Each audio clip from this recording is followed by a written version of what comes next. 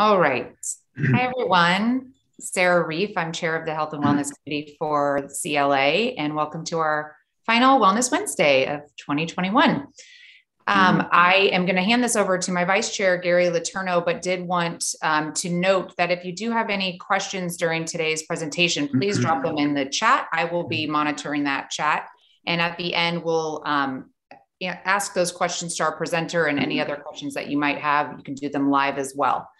So Gary, why don't you introduce our speaker? Hey, hello everybody. And Mindy, thank you so much for being with us. We really, really appreciate it. And I'm looking forward to your presentation.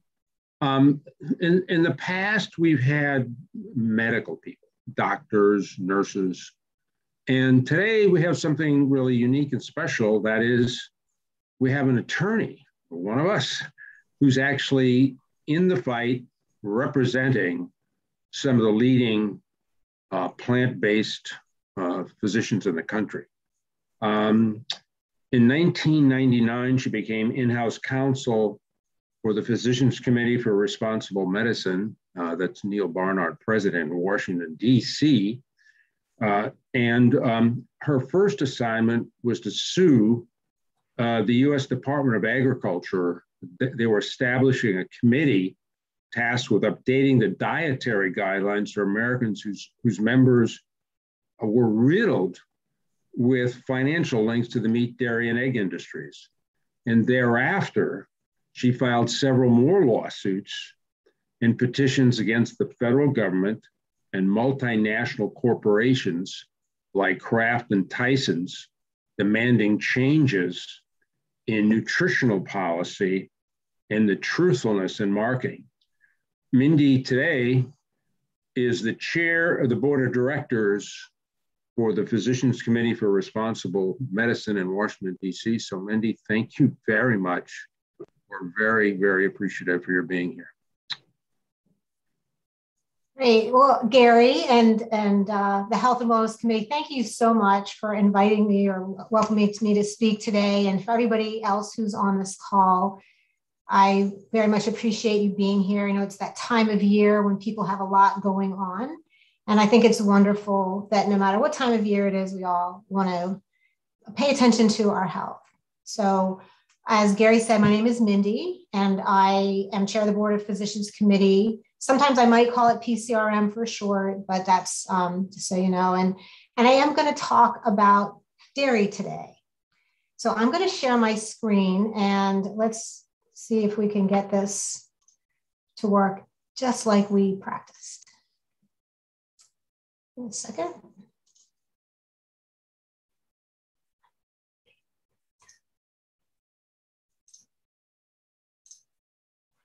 Does that look good? All right. And can everybody hear me? Perfectly. Okay, great. So I imagine everybody on this call, or almost everybody on this call, is a lawyer. And think about why people go to law school. Oftentimes, and I put myself in this category, it's for these unknown reasons, because we really don't know what it means to be a lawyer until you become one. But you want to make a lot of money. My mother, my father, my aunt, my uncle, you have a family member who's a lawyer.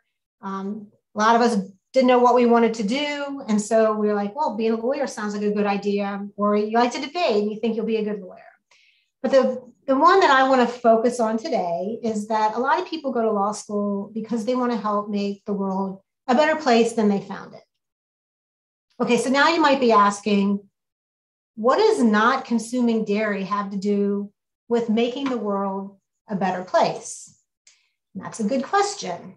But there are three really good reasons. The first one is to have compassion for all animals, especially those who are thought of only by what humans can take from them.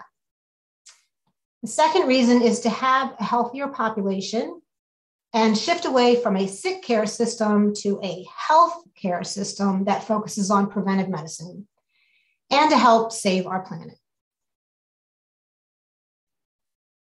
So cow's milk has a health halo. We have been taught from the time we were children that milk from a cow is essential for strong bones. that it's real milk or regular milk, it's nature's perfect food, it's the only food that has its own food group, on and on and on.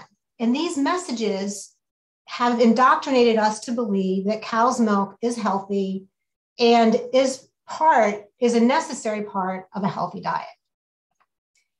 Even doctors tell us, yeah, you got to drink your milk, despite the fact that they don't learn about nutrition in medical school. And you guys have probably heard that at these health and wellness committees talks from other doctors. And they get their nutrition information the same way their patients do, from advertising, news headlines, Facebook, and Instagram. So today, I received the same information as everybody here about the need to drink milk. And all of that definitely affected my views for many years. But today I'm going to ask you to open your mind to information I'm about to share. Some of it may not be new if you have been attending these talks, but I'm not a doctor. I'm not a health professional. I'm sharing my experience as a lawyer and what I became aware of as I sought to learn more about my health and where my food came from. So I want to show you this very short video, and just think about what you see as you're watching it.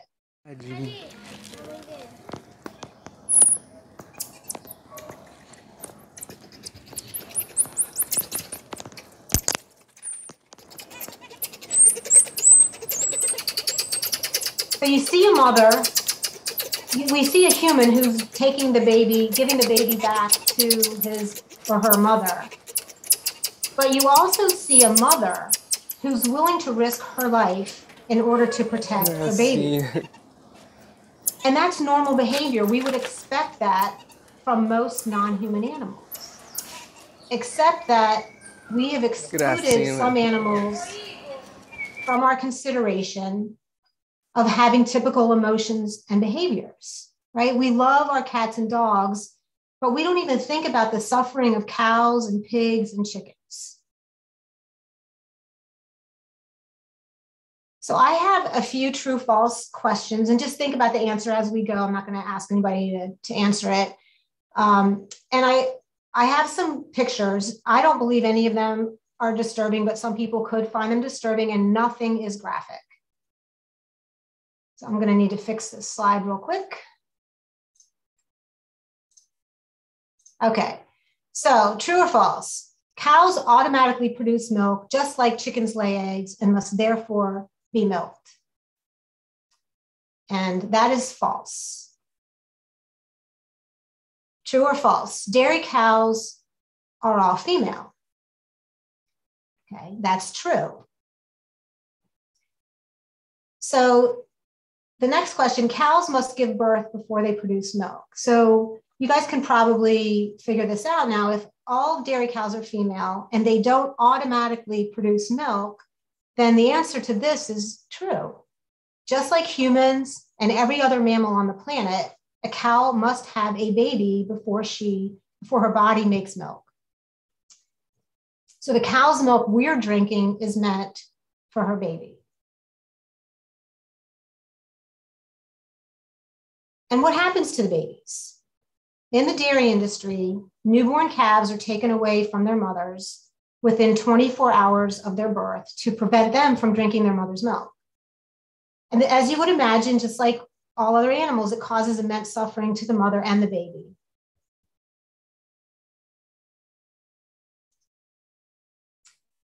The veal industry exists because of the dairy industry. Because any male who's born to a dairy cow cannot make milk, they are sold into the veal trade, and they're put into these individual hutches where they will spend their entire short lives before they're slaughtered at around 6 months of age. And this is what a veal farm looks like if you pan out. And the female babies are also taken away from their mothers, and they'll be cycled through the dairy industry. So this is a photoshopped image, but it reflects the absurdity of humans drinking cow's milk. Humans are the only species to consume milk after weaning and the only species to drink the milk of another species as part of their regular diet.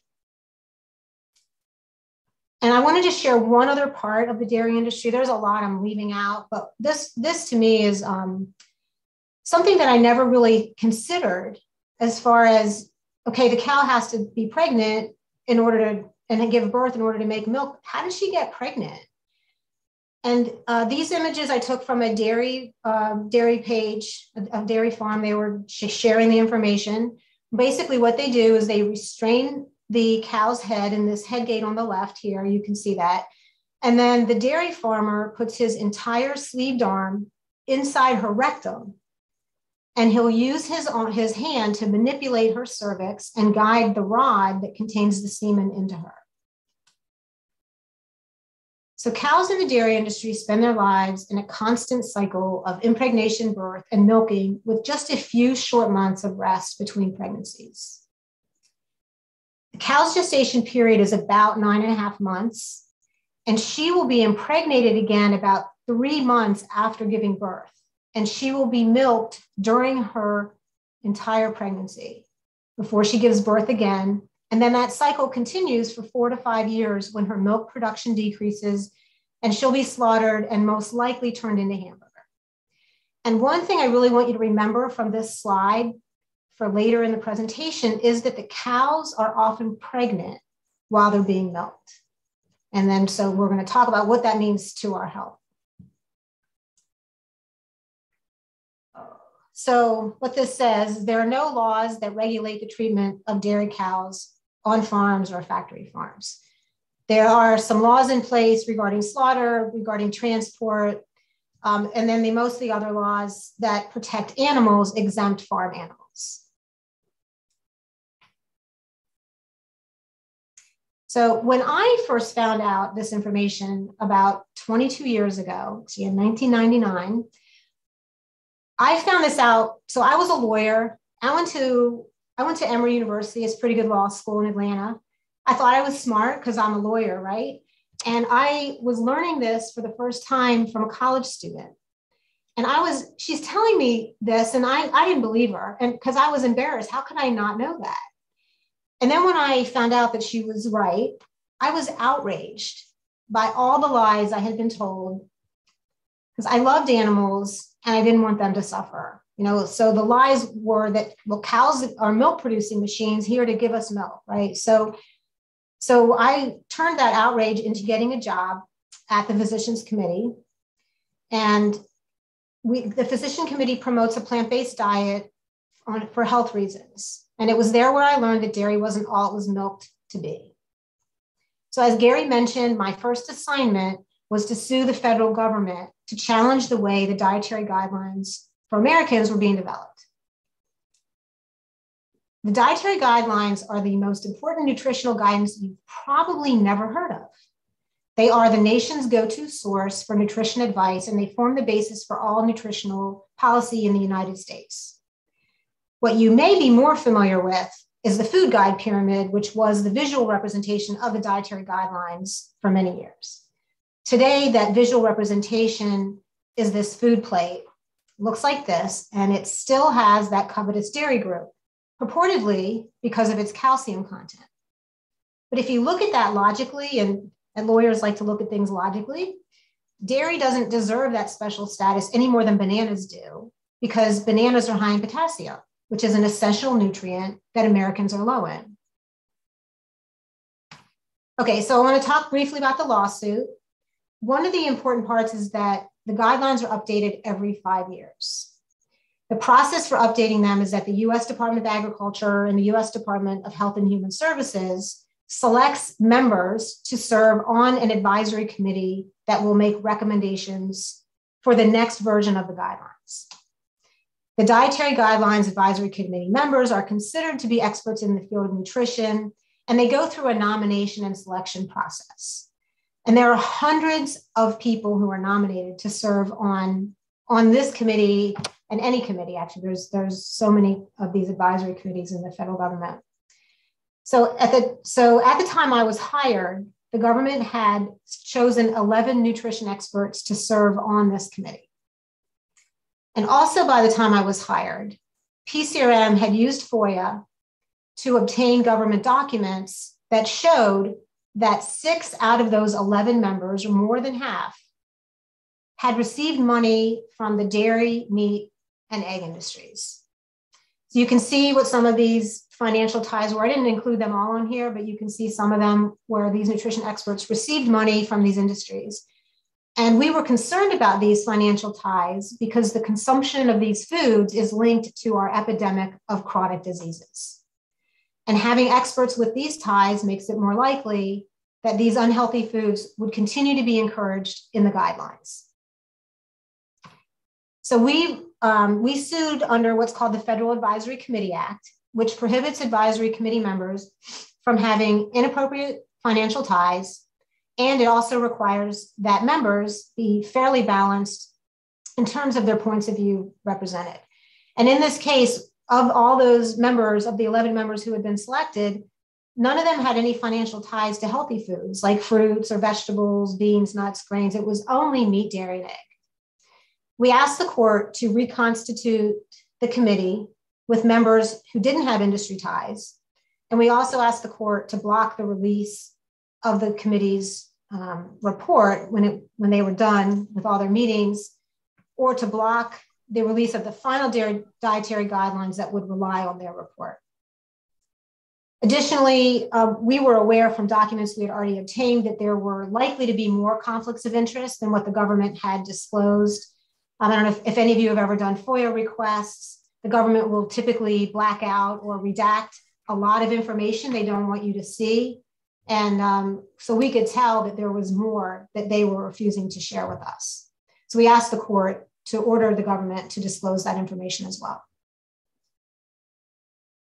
So when I was preparing this lawsuit, I became aware of why we were being duped into believing that cow's milk was a necessary part of the human diet. And it wasn't because the government was mistaking us for calves. It was to protect the economic interests of the dairy industry. Not only did cows make milk for their babies, but cow's milk was not the bone protector I had been duped into believing it was. Research shows that at best, dairy products have no benefit for our bone health and may actually weaken our bones. So there's a lot of science out there.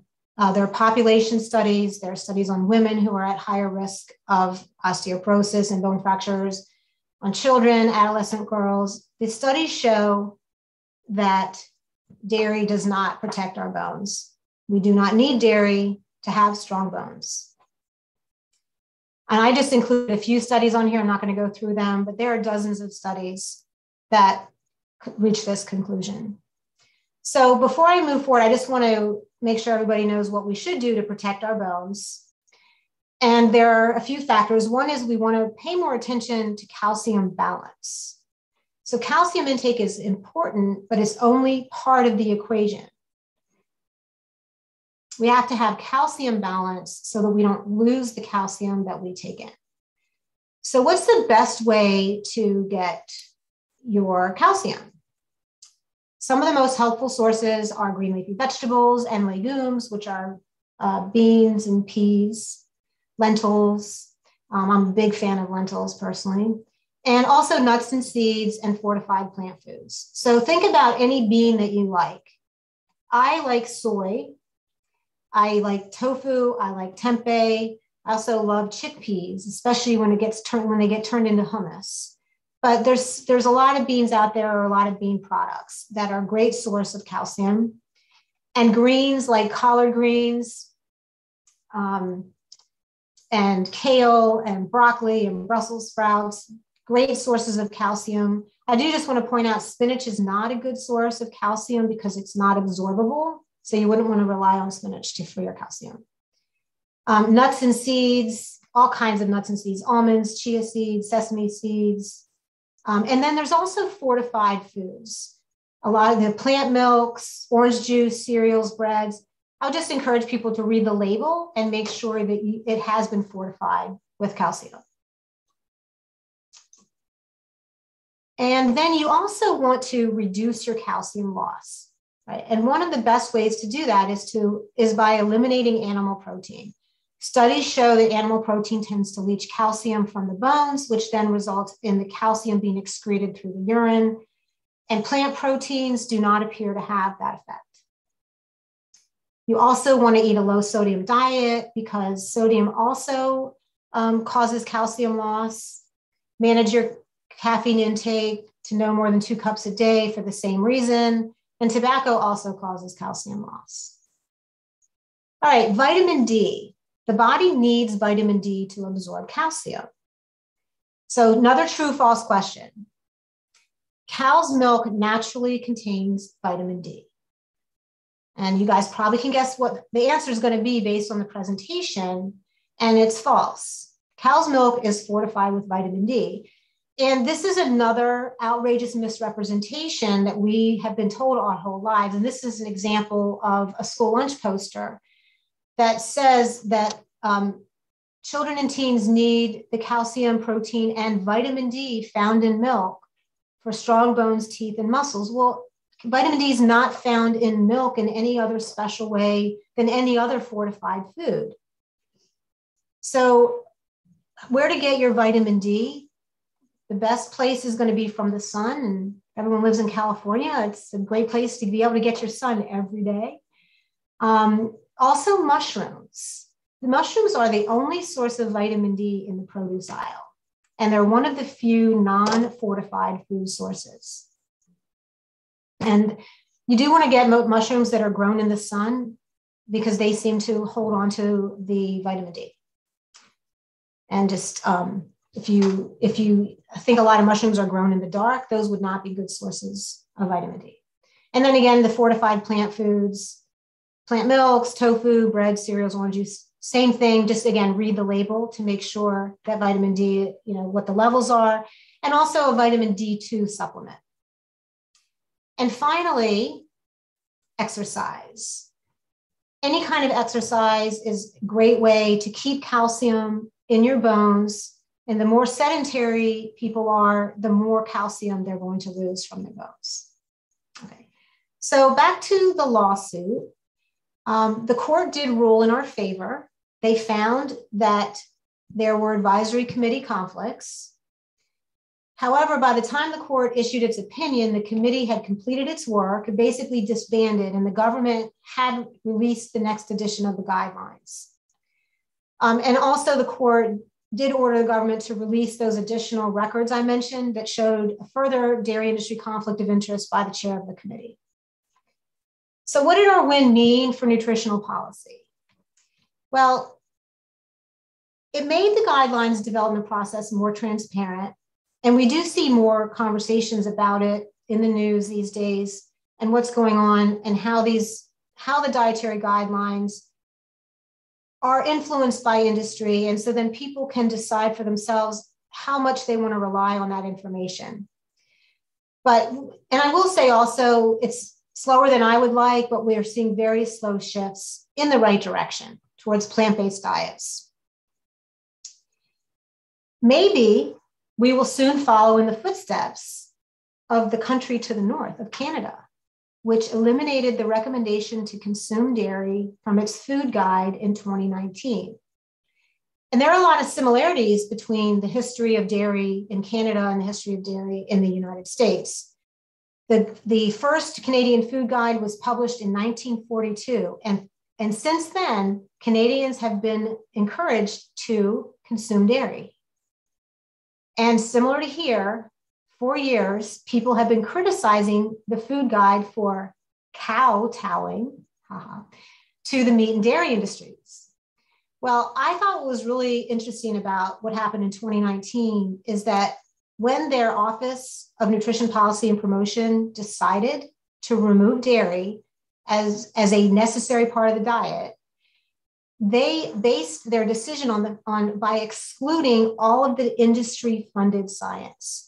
So when you look at the independent science, it supports the conclusion that dairy is not a necessary part of a healthy diet. So what if dairy is not only not protecting our bones or necessary for our health, but is actually making us sick? Research shows that dairy consumption increases the risk of breast and prostate cancers, heart disease, type 2 diabetes, hypertension, increased risk of asthma, gastrointestinal problems if you are someone who's lactose intolerant. So there's just a lot of health concerns with dairy. And I'm only going to touch upon a couple of them because I know you all have heard from a lot of doctors, but prostate cancer studies show that dairy intake is linked to increased risk of developing and dying from prostate cancer. The science shows that avoiding dairy products and eating a more plant-based diet can help protect the prostate. And breast cancer. So this is the slide when I mentioned to you about the cows being pregnant when they're getting milked. This is why it matters. So the cows naturally produce estrogen and progesterone and IGF-1, which is another hormone that is a cancer promoter. But when they're pregnant, they have even more estrogen and more progesterone. And so we are consuming that when we drink their milk. And the belief is that these hormones from cow's milk are one of the primary reasons we're seeing for increasing the risk of breast cancer. And then also consuming higher fat dairy is thought to further increase that risk. So a lot of Americans, cheese is a huge part of their diet. And think about all that high fat cheese and that's coming from pregnant cows. It's not a surprise that we're seeing these high rates of breast cancer in women. And then I just would mention this one study that consuming as little as 1/4 to 1/3 cup of dairy milk per day was associated with an increased risk of breast cancer of 30%. Okay, so other ways the US government encourages us to eat foods that are bad for us. And this is more information what I was exposed to when I was at PCRM. So you've probably seen these ads, even if you didn't know that the ads came from a government program run by the USDA nicknamed checkoffs. We FOIA documents that kind of gave us a behind the scenes look of some of the strategy of these checkoff programs. But let me just mention a couple. So you see the got milk, beef, it's what's for dinner, the incredible edible egg, pork, the other white meat, the power of cheese, and of course, those ubiquitous milk mustache ads that we're all familiar with. So this checkoff program was put into place by Congress at the request of the dairy industry, because the dairy people were consuming less milk, consuming less dairy, and they went to the government, dairy industry went to the government and said, hey, can you help us out? We want people to eat more of our product because they're telling us they don't want it. So we want you to figure out a way to make them eat more of it. And this is a program that's run by the USDA. The USDA approves every promotion program. They created a board to run the day-to-day, and they approve all of these ads and all of the contracts. Oops, sorry about that. So the goal of this program is simple. It's to increase sales of milk, regardless of the health impact. And the bulk of the milk and dairy checkoffs work is to work with fast food chains to enter into contracts with them in order to create and promote menu items that contain dairy. The checkoff programs, they've developed deals. If you can name a fast food restaurant, it doesn't even have to be a national chain. It could be, they have a few locations. The checkoff program has probably entered into a contract with them to develop these deals, develop menu items to promote dairy, and especially the saturated fat laden dairy in the form of cheese or high fat milks or ice creams and butter. And then the industry proudly shares these harmful results every year in their annual report to Congress. So you can see here, the information here was taken from these annual reports. They're available, they're publicly available. In 2015, the dairy checkoff sold more than 3.5 billion pounds of additional cow's milk in the form of cheese through partnerships with the Domino's and Pizza Hut. Why is the government telling us to eat more pizza? It's crazy. Sounds like a conspiracy theory, except it's not. And then in 2020, while everybody else was going through the pandemic, they are introducing 15 new dairy-centric menu items. And you can see a few of them up here. And even with the industry compromised dietary guidelines, these menu items are a far cry from those recommendations for a healthy diet.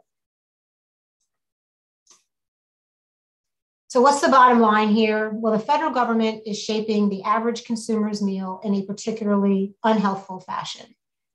Here's a few other examples of some of the, it's literally been hundreds, if not even thousands of menu items that have been created, and they're all like this. They're all very bad for us. Another program is the National School Lunch Program. So here's another question for you all. What is the only beverage authorized under the school lunch program? Probably guessed it, it's cow's milk. This is crazy, right? Federal regulations require that cow's milk be offered as part of a reimbursable school lunch, and no other beverage is permitted. Not even if a child's walking through the school lunch line, they can't get a bottle of water. And if a parent wants their child to have an alternative, there are a lot of hoops they have to jump through. The National School Lunch Program feeds 30 million students per year. And all that milk that's being bought for the school lunch program, it represents about 8% of total cow's milk sales. That's quite a boon to the dairy industry. And a large amount of those cartons of milk are being thrown in the trash because kids don't want them. So the school lunch program is one of dozens of subsidies given to the dairy industry by the government with our taxpayer dollars. In fact, about 73% of dairy producers' revenue comes from these government supports. So the government is subsidizing the dairy industry, which is encouraging the wasteful overproduction of cow's milk. I would suggest, and I shouldn't say it's me suggesting, there are a lot of people suggesting that instead of propping up a dying industry, the government should help dairy farmers transition out of the dairy business and start growing healthy crops that are increasingly in demand. Because this is not about go after the farmers. This is about how do we have a healthy population and how do we have the food being grown in order to support having a healthy population. And this organization here, Animal Agricultural Fairness Alliance, they're leading the charge on trying to get the government to help farmers transition away from producing unhealthy and healthy foods. All right, so the other way that removing dairy from the diet will help make the world a better place is for our planet. You've probably seen headlines, and there's a lot more coming out all the time now, that a dietary shift towards plant foods and away from animal products is vital for promoting the health of our planet. Dairy is a huge contributor to global warming. According to scientific research, the amount of water and greenhouse gas emissions involved in raising cows for meat and dairy is one of the highest contributors to global warming. As you can see from the graphic on the left, cow's milk uses at least 40% more water than almond milk, which is the next highest water user of all the plant milks. And when I hear this, I'm like, well, what do you mean that? Where's all this water? Where's all this water coming from? Well, it's used to give the cows to drink. One cow typically drinks around 50 gallons of water a day. It's used to grow the crops that they eat, and cows eat a lot. And it's also used to clean the dairy facility and a lot of other miscellaneous uses. Estimates are that the average dairy cow uses almost 5,000 gallons of water per day. And then we also want to look at greenhouse gas emissions, like carbon dioxide, methane, and nitrous oxide. These greenhouse gases trap heat in the atmosphere and warm the planet. Animal agriculture is responsible for more greenhouse gas emissions than all the world's transportation systems combined. And of those greenhouse gas emissions that are caused by animal agriculture, raising cows for beef and dairy accounts for 65% of them. So these orange circles on the left side of the graphic, the graphic on the left, but on the right, those are CO2 emissions. And you can see that cow's milk has many, many times more CO2 emissions than any of the plant milks. And then there's also concerns with methane, which has 80 times the warming power of CO2. Apparently cows, you hear a lot about jokes about cow farts. Apparently they don't fart, it's cow burps through their digestion that's emitting all that methane.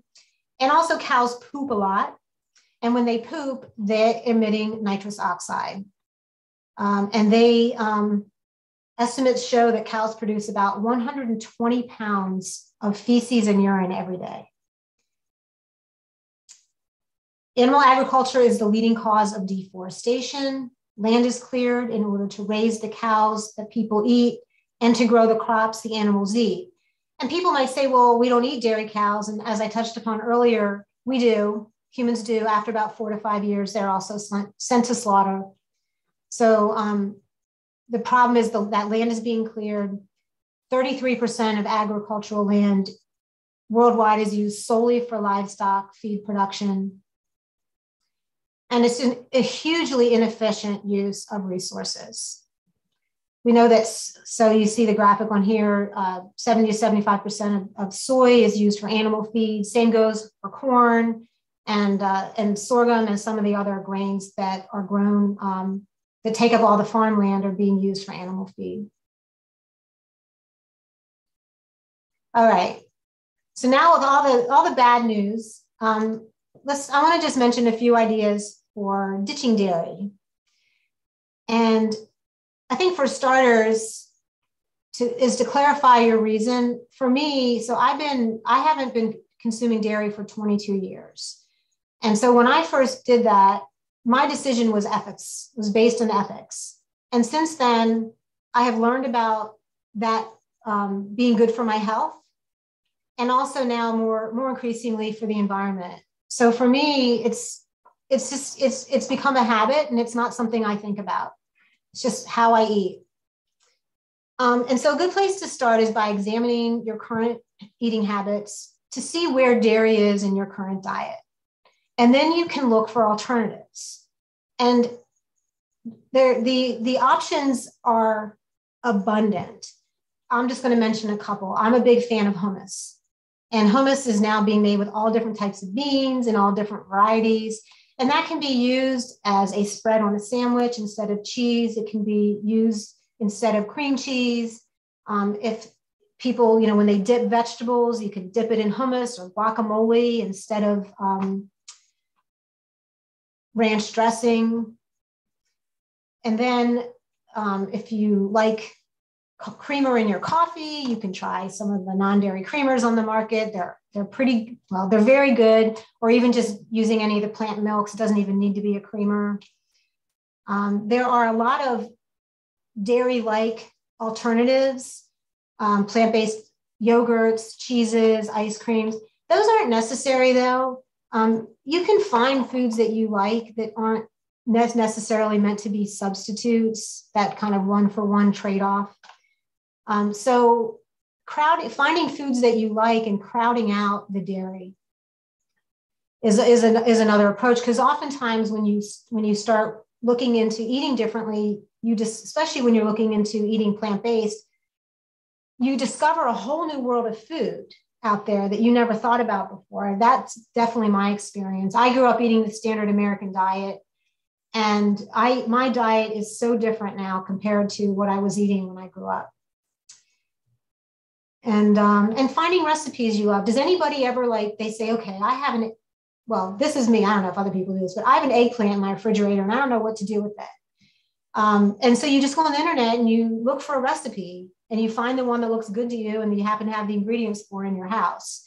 Or if you like lasagna, there are ways of making lasagna that don't have cheese in them that are really good. So it's a process that can be fun, a lot of exploration. And then finally, as my last comment in here is, it's not about being perfect. It's not that there are rules that say you have to do this and don't do that. It's your own journey, and you want to focus on what you can do, not on what you can't do. And then there are so many resources out there. You guys probably know this. I will give a little plug for PCRM. The PCRM website is a great resource for all kinds of information that's, mostly health-related information, I should say. The PCRM also has a podcast called The Exam Room, but there are dozens and dozens of podcasts out there. And people can find, what is the area of interest for you? Is it about being healthy? Is it about being an athlete? Is it about animal cruelty, workers' rights, protecting the environment? Whatever area of interest you have, you can find resources that focus just on that. And so for me, when I ditched dairy, again, 22 years ago, there were a lot fewer resources than there are today. But one of the ones I found was a book called Calcium, Y-U-M. And that book was super helpful for me. It's from 1998, so it's very dated now. But finding that gave me the confidence I needed to make the change. And you can find things like that easily now. All right, so I want to circle back to the Health and Wellness Committee. There are a lot of components to health and wellness. I touched on 3 of them today. Our physical health is very important. So is our emotional health. And when we think about emotional health, we typically think of things like meditating, doing gratitude lists, reducing our stress, and all those are important. I just want to add one more, which is living in alignment with our values. And in this case, living in alignment with our values of kindness and compassion for animals, which almost everybody has. It's just that we've compartmentalized which animals are deserving of our kindness and compassion. And then the other is the environment, touching upon that today, that we want to help protect our planet by doing what we can. But we can't do everything. And nobody's suggesting people do everything, because none of us can, but we can each do something. And so we can all find, what is something I can incorporate into my life? What would work for me? So I would encourage you to find that. And by the way, I didn't mention myself. If anybody wants to contact me, this is my email address. I talk to people all the time about things they can do or connect them with a resource. So if anybody wants to connect with me, I would love to hear from you. And thank you. Thank you so much, Mindy. It's like a little activity in the chat about a great hummus that Lauren was having that is made with white beans and avocado, which sounds delicious. I just have a question as far as just starting. We were talking before everyone joined us about, I think people get overwhelmed, and you mentioned like not being perfect and people thinking like all or nothing. Do you have any tips on sort of like making those changes, to make it sort of a long lasting change in your diet? So, a lot of again, kind of starting with why do you want to do this? Where are you at? And because connecting to that helps a lot, and wanting to be healthier, especially as we get older. We do start to see these epidemic of diseases, or if you're interested in the animal ethical issue to, nowadays you can go down any rabbit hole and trying to understand, and then it makes it easier. I think also finding a community of people. And so I moved to San Diego in 2018, and San Diego has a very vibrant community of people, and there is so much going on. And so when you find other people who are doing the same thing and you learn from them and you share ideas and you go out to dinner and, so kind of building that community, and that exists in almost every community in the United States. When we were driving out from the East Coast, when we moved to San Diego, our best meal was at a plant-based restaurant in Oklahoma City, of all places. So these communities exist. And then playing around with food, playing around with ideas. Not everything you try, you're going to like. And so just like you don't like everything that has dairy in it, right? So you find those things that you like and you trial and error and figure out what foods you feel like you can incorporate into your diet. What do you think, Gary? You have anything you want to add to that? Well, I think I certainly agree. We have a great group here, and San Diego, and one question I want to ask you, this information you've given us is just incredible, very incredibly valuable. Have you published this in a book for the public as PCRM? You put it in a video? Please comment. So I have not. And Dr. Bernard has mentioned it in different ways. I don't know. I don't think that we have highlighted just the legal components of the work that PCRM has done, that I've done, as well as other lawyers at the organization. So are you putting a plug in for that, Gary? Absolutely. Let's go. All right, let's talk. I think it's fascinating. I was telling my nephew some of this at the beach, and he's like, "You sound like a conspiracy theorist." And I'm like, "I know, it does. It sounds crazy that this is what's happening." But it's, when we were getting these documents, and another thing which Dr. Bernard has talked about, and some of you may have heard, is in these documents we obtained, the dairy industry was talking about the difference between people who are cheese cravers and people who are cheese enhancers. So those people who love cheese and they have to put cheese on everything, versus people who, okay, yeah, I like cheese, but if I can take it or leave it. And they wanted to figure out a way how to get the cheese cravers to eat even more cheese. And these tactics, and every business has the right to try to promote their product, but this is especially troubling because it's our government that's doing this. And it's contrary to the dietary recommendations that they're giving, and it's contrary to our health. And, if the government is going to promote foods, which it is, and it does, and I don't see that going away anytime soon, I think the default option should be that at least it has to be healthy. And everybody would agree that fruits and vegetables are healthy. And I know that there's a lot of contradictory discussions and about, beans and grains. And a lot of that, some of you may have heard this before, is to sow seeds of doubt. A lot of that misinformation is coming from the industries who have a lot to gain, and they want to give people doubt. So then people just throw their hands up and say, gosh, this one says this and this one says that, and I don't know what to do, so I'm just going to eat whatever I want. But the strong science, the independent science shows us that a whole food plant-based diet is the best diet we can eat for our optimal health.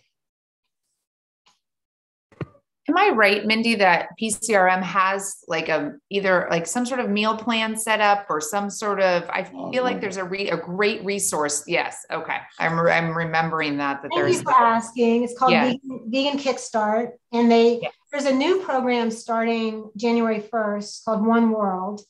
They're going to be teaching classes all over the world, actually, about adopting a plant-based diet. And so I would encourage people to go to PCRM.org, and you can also Google the PCRM Vegan Kickstart. And for 3 weeks, they give you recipes, they give you nutrition information, and kind of a how-to guide to making that change. Great. Thank you. Yeah. Lauren's put that in the chat. Oh, thank you. I have a question for Lauren. Link in the chat. Lauren, when will this be available on our YouTube channel? Approximately. Do you have any idea? Early in January. Great. Oh, phenomenal. Good. Yeah. Well, if PCRM, Mindy, doesn't jump to promoting this particular presentation, we will. Is there anybody on the Zoom that has any questions for Mindy? Nothing. Well, that might be it. Thank you, Mindy, so much. It's very fascinating, eye-opening, informative, and I'm really interested in hearing it, looking at this PCRM One World, and learning more about that type of eating in January. Yes, thank you all so much. Have a great holiday season, and look forward to reconnecting again with you. Thank you. Thank you, everyone. Happy holidays.